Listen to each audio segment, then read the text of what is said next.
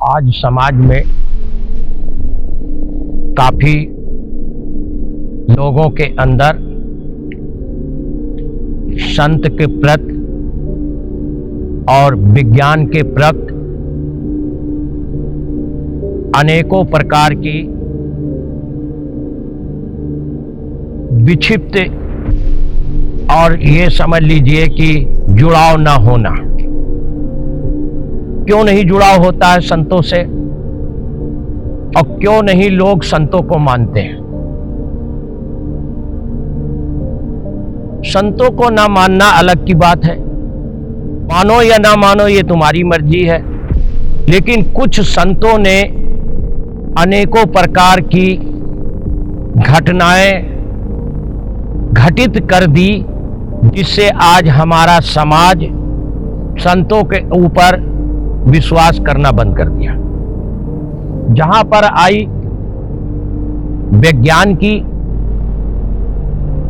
तो विज्ञान जो है, वैज्ञानिक जो है, तो हमारे समाज में 4 वेद के आधार पे चले।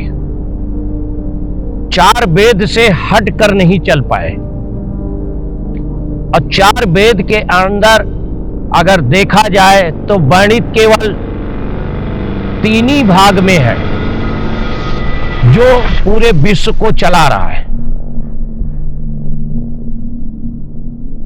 सर्वप्रथम में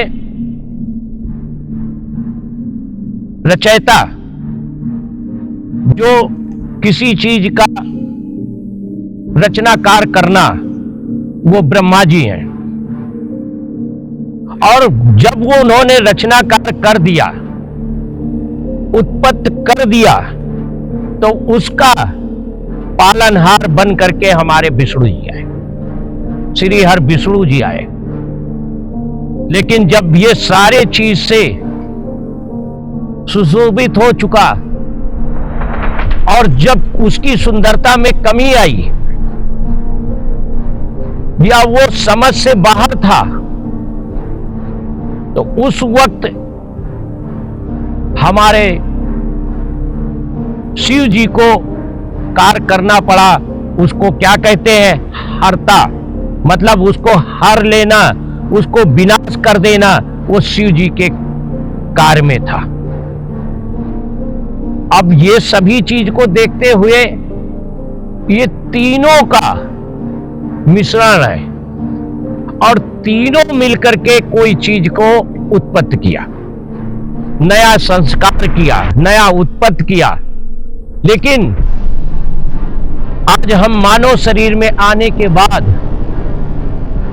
हम यहां तक पहुंचे हैं कि अगर किसी के अंदर ज्वर, बुखार, टीबी या अनेकों प्रकार की शरीर के अंदर बाधाएं आती हैं, रोग उत्पन्न होते हैं, तो आज चिकित्सक के पास लोग जाते हैं। आज से हजारों साल पहले चिकित्सक की श्रेणी तो थी, खत्म नहीं थी, तब भी थी, लेकिन आयुर्वेद का सबसे ज्यादा महत्व था। जो आयुर्वेद से लोग ठीक होते थे, वो पौष्टिक, हर जगह से हिम्मत वाले होते थे। लेकिन जो चिकित्सक के द्वारा जो होते थे, उनको उतनी ताकतवान नहीं समझा जाता था, और वही आज भी है। तब भी वैज्ञानिक थे, आज भी वैज्ञानिक है।